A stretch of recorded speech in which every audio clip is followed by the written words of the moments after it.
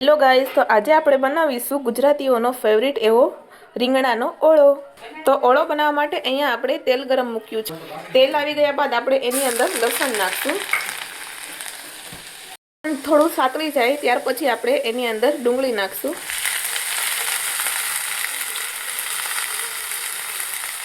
ડુંગળી થોડીક સાતળી ગઈ છે, હવે આપણે મીઠું નાખશું સ્વાદ અનુસાર અને હળદર નાખશું।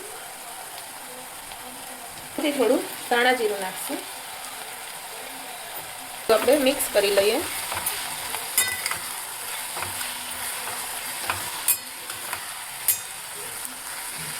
લસણ અને ડુંગળીને એકદમ આપણે મિક્સ કરી લેવાનું છે મસાલા જોડે। અહીંયા ડુંગળી આપણી એકદમ ચડી ગઈ છે, હવે આપણે ટમેટા નાખી દઈએ અને ડુંગળીને ટમેટા જોડે મિક્સ કરી લઈએ। બધાના ઘરમાં ઓળો અલગ અલગ રીતે ખવાતો હોય છે। કોઈ ભાખરી જોડે ખાય, કોઈ રોટલી જોડે ખાય, અમે તો બાજરીના રોટલા જોડે ખાઈએ છીએ। તમે શેની હારે ખાવ છો ગાઈસ, કમેન્ટ કરજો। અને ઉપરથી થોડું આપણે આદું નાખી દઈએ ખમણીને। આદું નાખવાથી ટેસ્ટ સારો આવે છે। કોઈને આદું ન ભાવતું હોય તો એ ન નાખે તો પણ ચાલે, પણ અમારા ઘરમાં તો બધાને આદુનો ટેસ્ટ બહુ જ ભાવે છે। તો ગાઈસ, અહીંયા આપણે શેકેલું રીંગણું લીધું છે। કોઈને એવું થાય કે રીંગણા ન ભાવતા હોય પણ રીંગણાનો ઓળો, આખા રીંગણાનું શાક એવું બધું ભાવતું હોય તો તમે એ રીતે પણ રીંગણા ખાઈ શકો છો। શિયાળામાં તો રીંગણું ખાવું એ ખૂબ જ જરૂરી છે।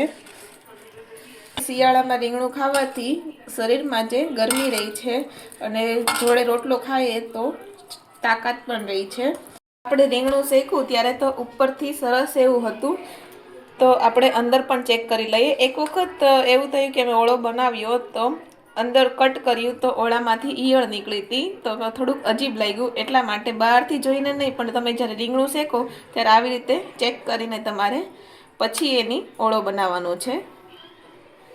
તો ગાઈસ, આવી રીતે જોવાનું છે। એકદમ સરસ છે રીંગણું, ખબર જ હશે। તમે જોવો છો કે ક્યાંય સડેલું નથી, એકદમ ચોખ્ખું છે અને ક્યાંય બ્લેક દાગો પણ નથી દેખાતો। અને આવી રીતે આપણે રીંગણાને છોલવાનું છે। જે ડુંગળી ટમેટું હતું એ એકદમ સરસ ચડી ગયું છે। હવે આપણે મરચું નાખીએ, થોડું લસણવાળું ખાંડેલું મરચું અને થોડું જે આપણે કોરું મરચું આવે છે એ એડ કરશું, મિક્સ કરી લઈએ। અને ઉપરથી આપણે શેકેલું રીંગણું નાખી દઈએ। આ મરચું છે આખું રહી ગયું છે ને આપણે આવી રીતે પીસી લઈએ। અમારે તો તીખું મીડિયમ સાઈઝમાં ખાઈએ અમે। અહીંયા આપણી ટમેટા ડુંગળીની ગ્રેવી ચડી ગઈ છે, તો અને ઉપરથી આપણે આ શેકેલું રીંગણું જે છે એ નાખીએ।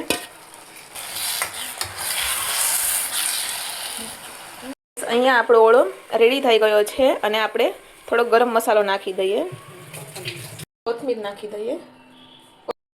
અહીંયા આપણો ગુજરાતીઓનો ફેવરિટ એવો ઓળો અને રોટલો તૈયાર છે। તો ગાઈસ, આવી જાઓ, ચાલો બધા જમવા। તો તમને અમારી આ રેસીપી ગમી હોય તો વિડીયો લાઈક, શેર અને સબસ્ક્રાઈબ જરૂરથી કરજો। Thank you.